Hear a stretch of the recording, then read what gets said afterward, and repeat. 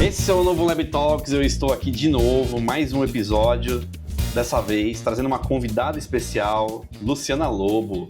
Luciana Lobo, que é praticamente co-founder da Dengo Chocolates, né? E que agora está na diretoria de inovação. Luciana, muito bem-vinda ao Novo Lab. Obrigada, um prazer estar aqui, conhecer esse universo maravilhoso.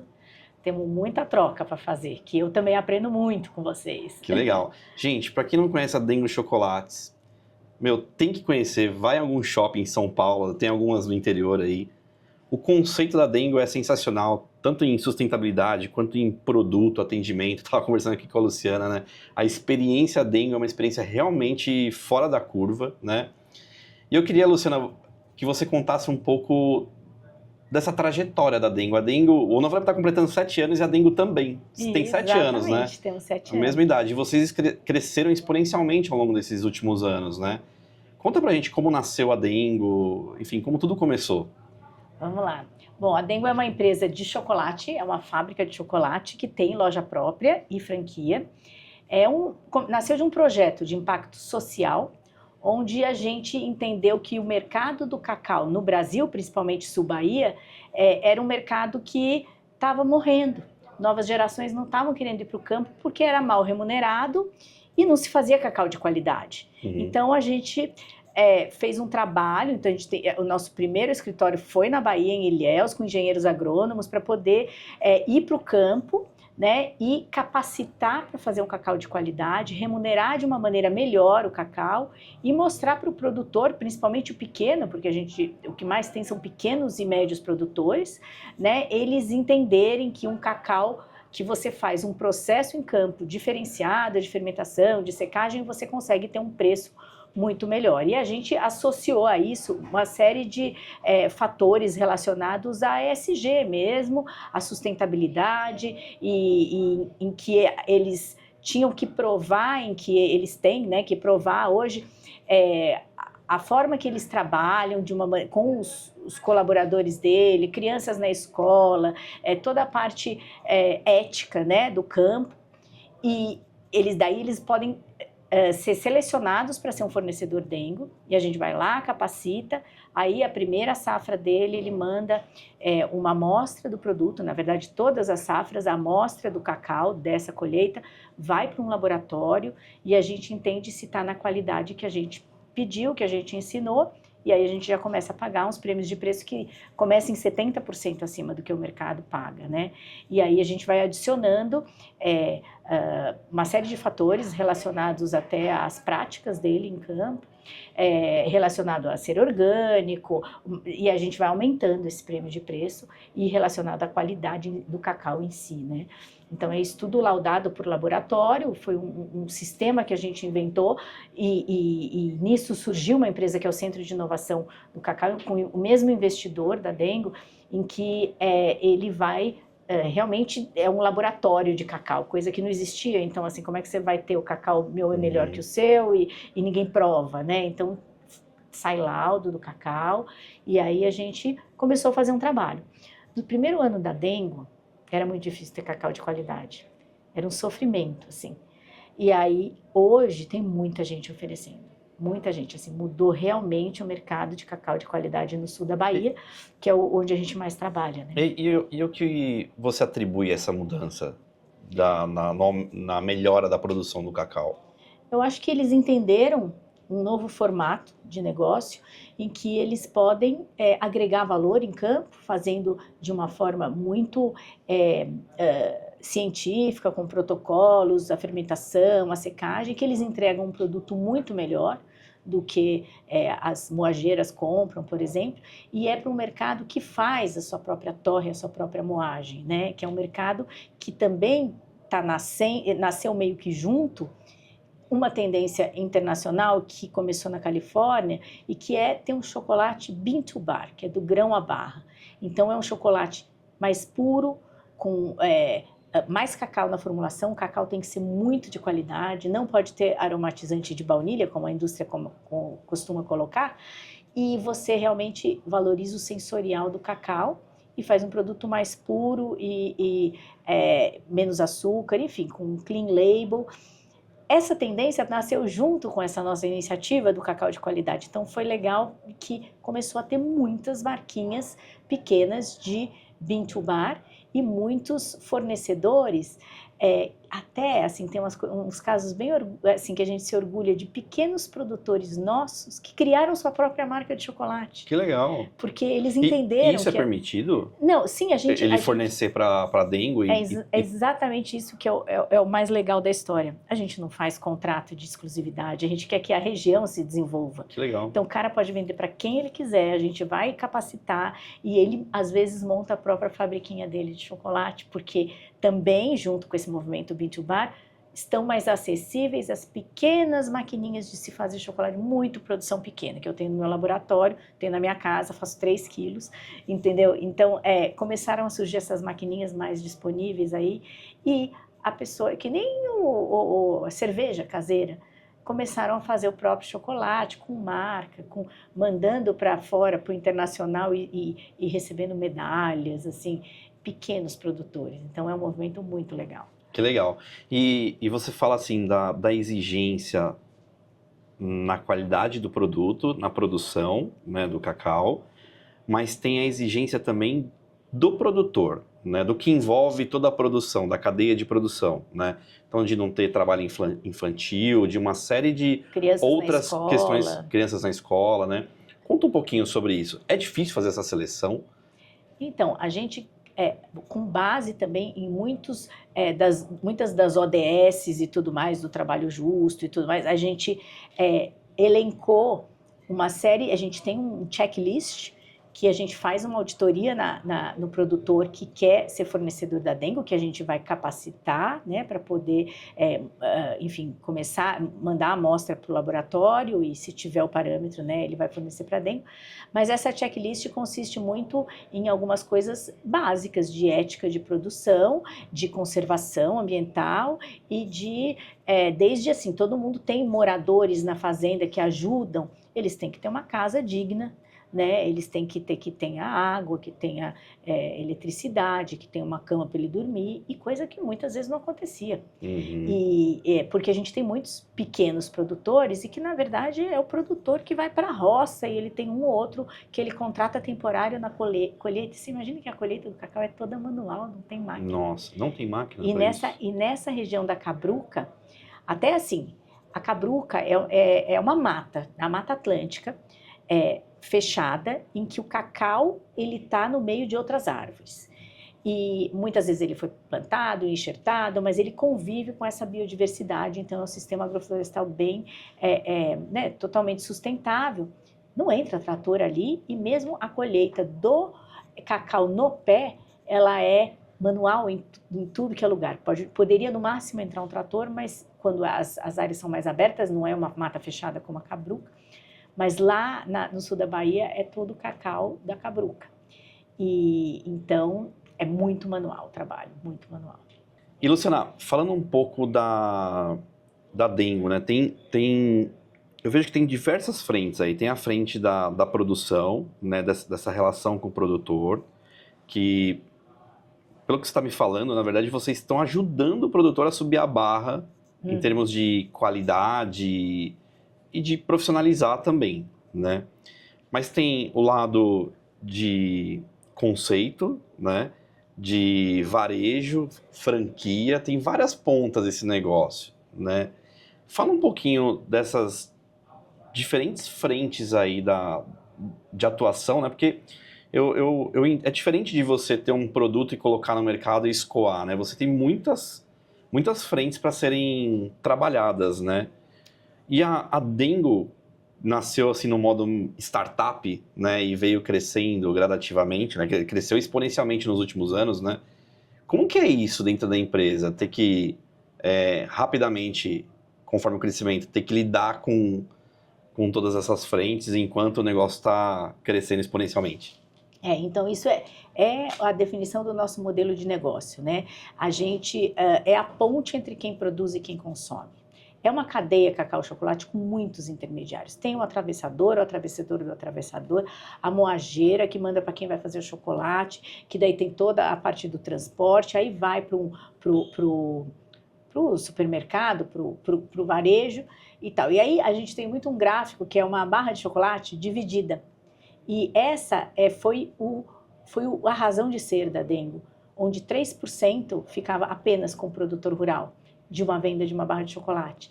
E aí você para pensar, gente, tem alguma coisa errada ali, vamos fazer um modelo de negócio em que a gente elimina todos os intermediários, a gente é ponte entre quem produz e quem consome.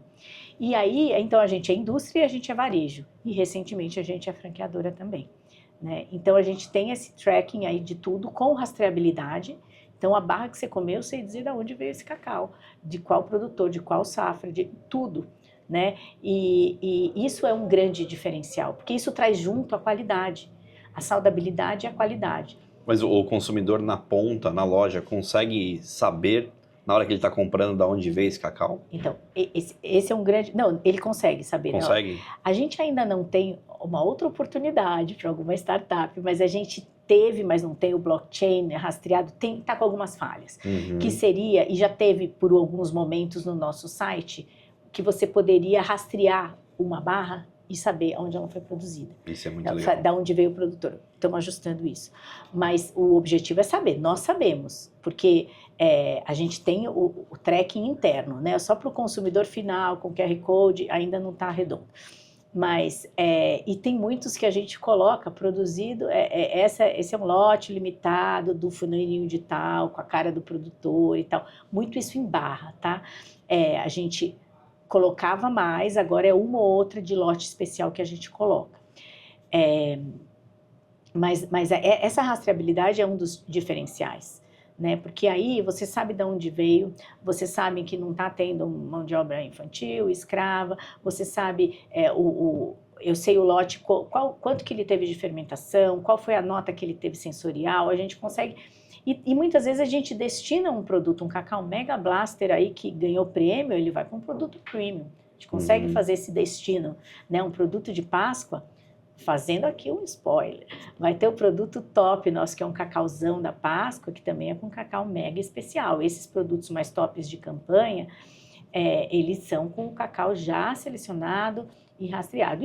Mas todos os nossos cacau seguem o mesmo critério, né? Alguns, na sensorial, ele vai ter notas melhores, e aí a gente destina para produto melhor. E aí vamos falar um pouquinho das dores do crescimento, né?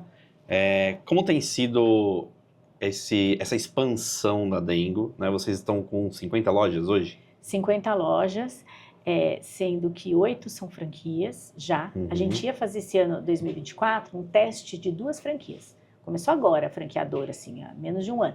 A gente ia fazer um teste de 2 franquias e acabamos que deu tão certo que já foi 8. Fechou o ano com 8. E então isso é uma coisa nova. Outra coisa nova é a exportação. Estamos com 2 lojas na França também, ainda ajustando algumas coisas, mas são 2 vias de crescimento que a gente acredita muito. A gente não quer crescer e ser uma gigante. A gente tem 50 lojas, quer ter no máximo 250. Mas tudo isso calculado para gerar os impactos que a gente quer gerar e fazer uma mudança significativa aí na região. Os nossos produtos têm mais cacau, né? E eles têm muito mais cacau e menos açúcar, enfim, até uma das frases que a gente fala muito. E eles não têm aromatizantes, nenhum desses antes da vida, corantes e tal. Então, eles são puros e você sente as notas do cacau, o sensorial do cacau. Isso é diferente, isso é um diferencial para o consumidor, né? E é um dos trabalhos que a gente vem fazendo de tentar mostrar esse diferencial aí do chocolate Mint Bar. O consumidor está mais exigente? Está mais exigente, está conhecendo mais, tá exigente. Até tem o Brasil é muito de chocolate ao leite, né? E branco. Então, assim, mas também já tem um nicho importante do chocolate mais intenso, que eu não gosto de chamar de amargo, porque amargo reflete amargor. O chocolate intenso, gente, o 70%, não é um chocolate ruim. Tem vários tipos de 70%, depende de onde você compra.